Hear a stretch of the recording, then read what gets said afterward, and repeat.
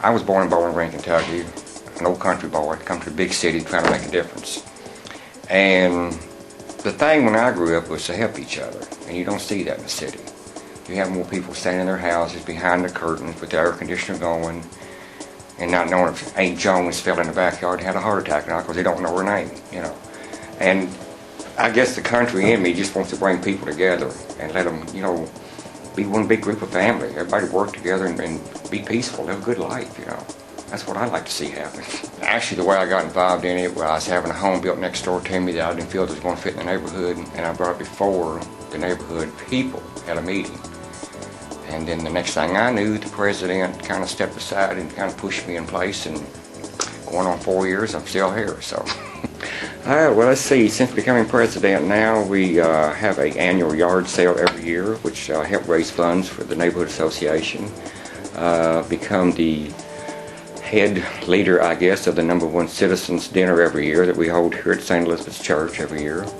And also the main man over the historical 37-year Danny contest that's held every year the last Monday of July. So it keeps me busy, besides working and running the household, but it's very rewarding to see the outcome of it. So.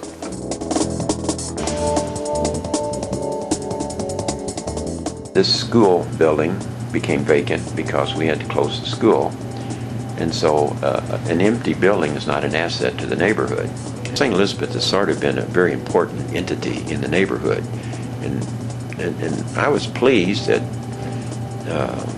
everybody, it seems, whether they were Catholic or not, did not want to see St. Elizabeth disappear.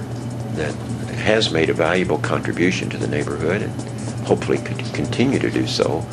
It was time to see what we could do about this was seen as a 5-year project. So with a little bit of luck, we'll bring it in 3 years. As we speak right now, we're still out knocking on doors for volunteers. And as of right now, I think we have over 465 volunteers that are willing to help with the center once we get it up and running, as to come over to relieve people that's over working the center, or just being here to let people in and out at different organizations, different groups come in and do whatever they do, you know, to bring people together. My Vice President, Ben Snyder, has been an excellent help. The neighborhood really, I think, wholeheartedly wants this community center. It's kind of a draw for the neighborhood, to be able to everybody come together and get to know each other again, basically, which would really be nice, really would. We're within really good hopes that this will be our community center, and this area right in here will be the Schnitzelburg Neighborhood Association's main office, where we will be greeted by all of the complaints in the neighborhood. But we will take the task on, that's for sure. We have a computer room already set up that was here with the school, internet accessible. Hopefully in the future be able to utilize this for children in the neighborhood that will come over and continue their education, which would be always nice. Once we get the seniors center established really well, we can start having after-school program for children, art classes, crafts, just about any type of thing that would interest a child here. The school is pretty well equipped for all of it, really. This is one of the actual 5 classrooms on the 2nd floor of St. Elizabeth School, which can be also utilized by different entities here in the city. And we're always looking for people that like to come over and rent a space and help keep the building up and keep the neighborhood going. So just one of 5 rooms, very large rooms and very accessible.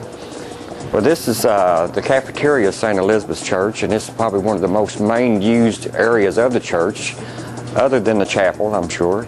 But it's held for all the fish fries during Lent. The Schnitzelburg Neighborhood Association has their general meetings here every other month, and it's very much handicap accessible, as you can see through the back door all the way back. It's ground level, and it's we have our good annual bingos and kept raise funds for the church, so it's a great area right here.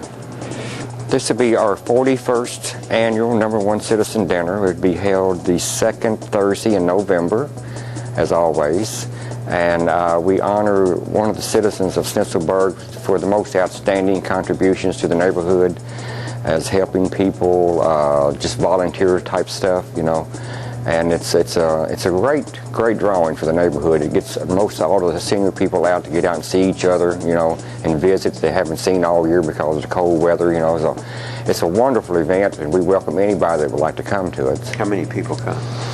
Generally, we have anywhere as many as 300 at one time for a sit-down dinner.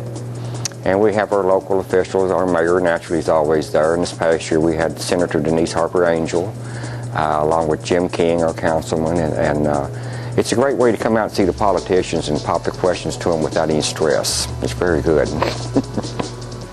It's been a job in the making. I've never undertook anything of this magnitude to try to bring it together, you know, along with Father Stiles and Jim King, our councilman, Rob Hoseman. It's been very interesting, and thanks to the Neighborhood Institute, they kind of opened the door for me. I had never got into it, I never would be where I'm at today, you know. So it taught me how to really work with the city government and how to bring issues before the government and hopefully get it worked out the right way instead of going at, you know, kind of backwards. But I owe 99% to the Neighborhood Institute, that's for sure.